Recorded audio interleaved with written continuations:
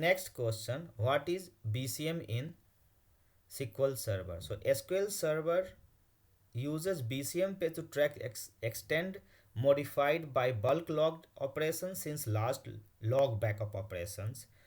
BCM is the seventh page in the databases. It has a bit for every extend is tracked.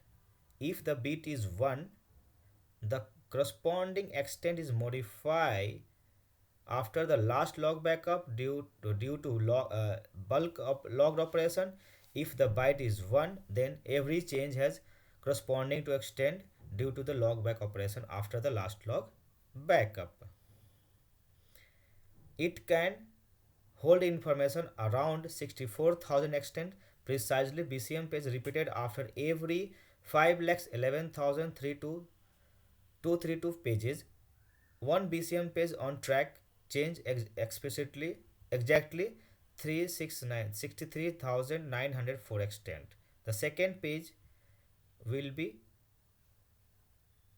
the second BCM page will be 5,11,239th page.